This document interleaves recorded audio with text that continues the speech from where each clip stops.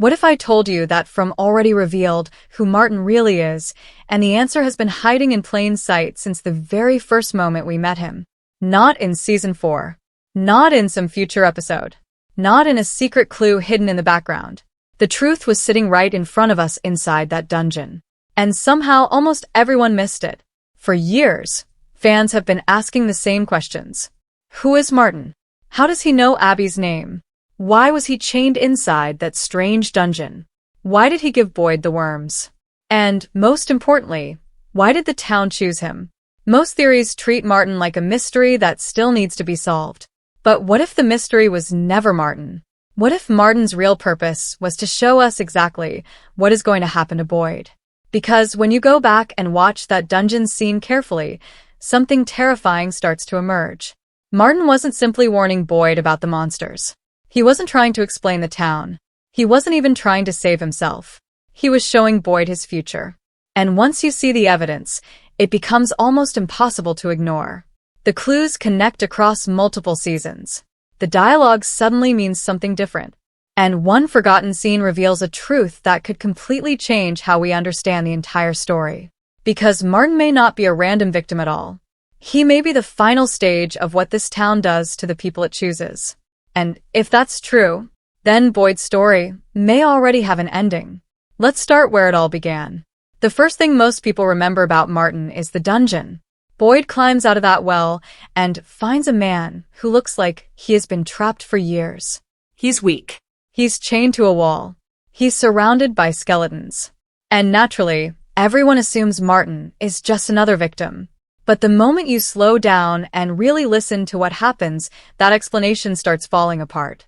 Think about Martin's very first words. He doesn't ask Boyd for help. He doesn't ask who Boyd is. He doesn't even ask where he came from. Instead, Martin asks a very strange question. Are you real? That line sounds simple at first. But when you think about it, it raises a huge problem. Why would a prisoner ask that? Imagine being trapped alone for years. If someone suddenly appeared, your first reaction would probably be relief. You would want help. You would want answers. Martin doesn't react that way at all. It's almost like he's seen people appear before. Almost like he's not surprised that someone has arrived. Almost like he's been waiting. And that completely changes the scene. Because if Martin was expecting someone, then Boyd didn't accidentally find him. Boyd was supposed to find him. The dungeon wasn't random. The meeting wasn't random. The timing wasn't random. Everything feels planned. Then there's another detail that becomes even harder to explain. Martin knows Abby. And not just her name. He knows something deeply personal about her. Something that should have been impossible for a stranger to know. The moment Martin mentions Abby, Boyd immediately freezes. You can see the shock on his face. Because Abby wasn't just another resident of the town. She was Boyd's wife. Someone connected to his deepest pain. Someone whose death still haunted him. Yet Martin somehow knows exactly which wound to touch. And here's the disturbing part. He brings her up at the perfect moment. Right when Boyd is vulnerable. Right when emotions are running high. Right when Boyd's attention is completely focused on him. That's not random conversation. That's precision. It's as if Martin already understands Boyd before they've even met. And that raises a terrifying possibility. What if Martin wasn't learning about Boyd in that moment? What if he already knew him? The deeper you look at this scene, the stranger Martin becomes. Because he doesn't behave like a man trapped in a nightmare. He behaves like a man carrying out a responsibility. Almost every line he speaks feels intentional. Every question matters. Every warning matters. Every action pushes Boyd toward something. And eventually, we reach the moment that changes everything. The blood transfer. Most fans see this as the moment Martin infects Boyd. The moment the worms move from one person to another. A curse being passed forward. But what if that isn't what was really happening? Because when Martin says, "My blood is your blood now," he doesn't sound scared. He doesn't sound desperate. He sounds certain. Almost ceremonial. Almost like a ritual. Like someone completing a process that started long before Boyd arrived. And if that's true, then Martin wasn't simply passing on an infection. He was passing on something much bigger. A role. A burden. A responsibility. Something the town needed someone else to carry. The question is, why Boyd? And once we start looking at the answer, the similarities between Boyd and Martin become impossible to ignore. The answer may be hiding in something the show has been quietly repeating since the very beginning. From is built around cycles. Not identical people. Not identical events. Cycles of roles. The same functions appear again and again, carried by different people across different generations. Once you recognize that pattern, Martin starts looking very different. Think about Boyd for a moment. What makes Boyd different from everyone else in town? It's not strength. It's not intelligence. It's not luck. It's responsibility. Boyd is always the one carrying the weight of everyone else. When people panic, Boyd steps forward. When people lose hope, Boyd keeps going. When impossible decisions need to be made, Boyd is the one force to make them. He's the protector, the leader, the person holding the entire town together. And here's the interesting part. Martin appears to have been exactly the same kind of person. The show quietly gives us clues. The biggest one is easy to miss. The Marine connection. When Boyd notices Martin's military tattoo, the scene doesn't spend much time explaining it. But From rarely includes details for no reason. Why make Martin a Marine? Why give him a background that mirrors Boyd's? Why create such a specific connection between two characters who supposedly have nothing to do with each other? Because the show wants us to compare them. Both men are protectors. Both men are willing to sacrifice themselves. Both men carry enormous burdens. And both men seem incapable of walking away when others need them. That's important because the town appears to exploit exactly those kinds of people. The town doesn't choose selfish people. It doesn't choose cowards.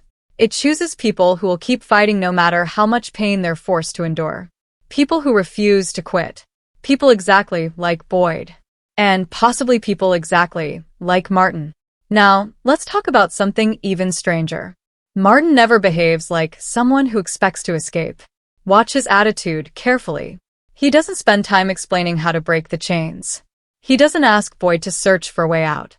He doesn't discuss survival. It's almost as if he already knows his story is over. Like he accepted that reality a long time ago. That isn't normal. Most prisoners dream about freedom. Martin seems focused on only one thing. Boyd. Everything points back to Boyd. His questions, his warnings, his actions, even the blood transfer. It's almost like Martin has one final task to complete before he dies. And once that task is finished, his purpose ends. That idea becomes even more interesting when we look at what happened after Boyd left the dungeon. The worms didn't simply exist inside Boyd. They changed the story. They pushed events forward. They became connected to some of the most important developments in the series. And eventually Boyd uses them to kill Smiley. For a brief moment, it looks like Boyd has won. Finally, one of the monsters is dead. Finally, the town loses something. Finally, there's hope. But that victory doesn't last. Because From immediately takes it away. Smiley comes back. The town restores what was lost. And suddenly Boyd's greatest achievement means far less than he thought. Sound familiar? Because that's exactly what the town does to its protectors. Every time they gain ground, the town pushes back. Every victory becomes temporary. Every success comes with a price. Every step forward is followed by 2 steps backward. Over time, that pressure starts breaking people. And that brings us back to Martin. What if Martin wasn't destroyed by monsters? What if he was destroyed by responsibility? Think about how Boyd has changed. The Boyd we met in Season 1 isn't the same Boyd we're watching now. Season by season, the town has been wearing him down. He's lost friends. He's lost hope. He's lost certainty. Every decision becomes harder. Every sacrifice becomes heavier. Every failure cuts deeper. The town isn't attacking Boyd's body. It's attacking his spirit. And that's exactly why Martin matters. Because Martin may be showing us where that road ends. A man who once fought for everyone. A man who once carried hope. A man who once believed he could protect people. Reduced to a broken figure chained inside a dungeon. Not because he was weak. Because the town never stopped taking from him. Look closely at Martin's final moments. He's exhausted. He's worn down. But he's still trying to do his job. Even after everything. Even after years of suffering. Even after losing almost everything. He's still focused on completing the handoff. That's dedication on a level that borders on tragedy. And suddenly Martin's chains begin to mean something else. Maybe the chains aren't the important part. Maybe they are just the final symbol. Because long before the physical chains appeared, Martin may have already been trapped. Trapped by responsibility. Trapped by duty. Trapped by the belief that protecting others mattered more than saving himself. That sounds a lot like Boyd. And that's where the theory becomes genuinely frightening. Because Boyd is already showing signs of following the exact same path. The town continues giving him impossible choices. It continues forcing him to carry burdens no one else can handle. It continues isolating him, little by little, season after season. The process looks familiar. Almost like we've already seen the ending. Almost like the dungeon wasn't introducing Martin. It was introducing Boyd's future. And once you start viewing the story through that lens, another mystery suddenly makes sense. Why did Martin seem so desperate for Boyd to understand? Why did he push information at him so urgently? Why did he seem determined to prepare Boyd for something? Because maybe Martin wasn't warning Boyd about monsters. Maybe he was warning Boyd about becoming him. And if that's true, then the most important clue isn't the worms. It isn't the dungeon. It isn't even the blood. It's the fact that Martin recognized exactly what Boyd was becoming the moment he saw him. Because Martin had already lived it. And what he saw standing in front of him wasn't a stranger. It was the next man chosen by the town. And now we get to the detail that completely changes everything. Because if Martin was simply another victim, then one question still remains unanswered. Why was he kept alive? Think about it. The town kills people all the time. The monsters kill people. The forest kills people. The place is filled with death. So, why would Martin be different? Why would someone be chained inside a dungeon for what appears to be years, maybe even decades, without being allowed to die? That doesn't sound like punishment. It sounds like preservation. Almost as if something needed Martin alive. Something needed him waiting. Something needed him there when Boyd arrived. And if that's true, then Martin's existence was never random. It was necessary. The dungeon wasn't a prison. It was a waiting room. A place where the previous protector remained until the next protector appeared. Suddenly, everything starts connecting. Martin wasn't trying to survive.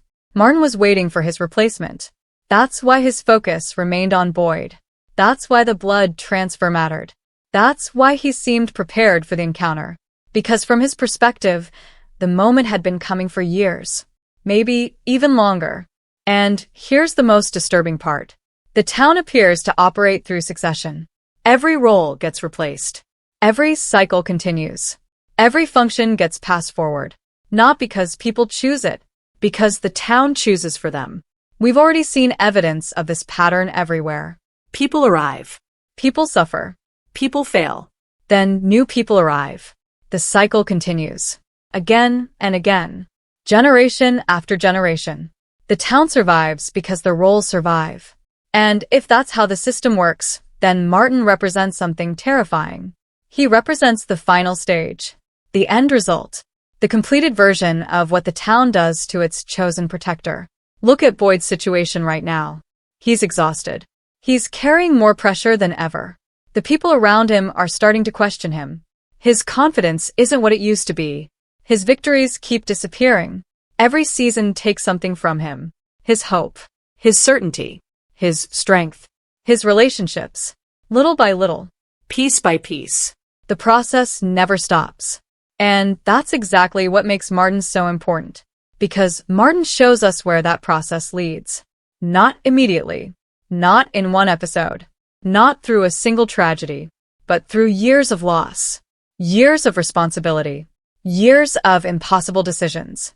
Until eventually the person holding everyone together becomes the person who can barely hold himself together. That may be what happened to Martin. And that may be what's happening to Boyd right now. Think about Martin's final request. He begs Boyd to kill him. For years, many fans interpreted that scene as a man desperate to escape pain. But what if it means more than that? What if Martin wasn't asking for mercy? What if he was asking for release? Those aren't the same thing. Mercy is about suffering. Release is about responsibility. A man can endure pain, but carrying an impossible burden for years can destroy something much deeper. Maybe Martin wasn't tired of being alive. Maybe he was tired of being the protector, tired of being the person the town depended on, tired of fighting a battle that never ends, tired of watching people suffer while being unable to stop it. If that's true, then Martin's death wasn't the end of his story. It was the completion of his assignment. The moment the responsibility finally moved to someone else. To Boyd. And suddenly one line becomes far more important than anything else Martin says. My blood is your blood now. Most viewers focus on the worms. But maybe the worms were never the point. Maybe the real transfer was symbolic. A passing of responsibility. A passing of purpose. A passing of the role itself. The words sound less like an infection, and more like an appointment, a ceremony, a declaration. The moment one protector becomes another. And if that's what happened, then the scene isn't about Martin at all. It's about Boyd. The entire encounter exists to mark the beginning of Boyd's final journey. A journey that Martin already completed. That's why Martin feels so different from every other mystery in From. The show isn't hiding who he is. It's showing us who he is. The clues are right there. The military background, the responsibility, the sacrifice, the isolation, the suffering, the transfer. Everything points toward the same conclusion. Martin was the previous protector. The man who carried the burden before Boyd. The man who fought the town before Boyd. The man who lost everything before Boyd. And that's exactly why his story matters. Because Martin isn't just a character. He's a warning. A glimpse into the future. A message sent forward through the cycle. Every time Boyd makes another impossible decision, Martin's shadow gets a little closer. Every time Boyd sacrifices himself for the town, Martin's story becomes more relevant. Every time Boyd refuses to quit, he takes another step down the same road. The real horror isn't that Boyd might die. The real horror is that he might survive long enough to become Martin. And when you look back at that dungeon scene with that idea in mind, it suddenly feels completely different. You're not watching a random encounter. You're watching the town reveal its plan. You're watching the previous protector meet the next one. You're watching a role being passed from one man to another. And you're watching Boyd receive a future he doesn't even realize has already been chosen for him. That's why Martin remains one of the most important characters in the entire series. Not because he explained the mystery. Not because he solved the puzzle, but because he showed us the ending long before we knew what story we were actually watching. The town didn't introduce Martin to reveal the past. It introduced Martin to reveal the future. And if this theory is correct, then one day Boyd won't be trying to understand Martin anymore. One day, Boyd will become him. And when that moment finally arrives, we'll realize the truth. From already told us exactly who Martin was. The only reason nobody noticed is because we were too busy asking the wrong question.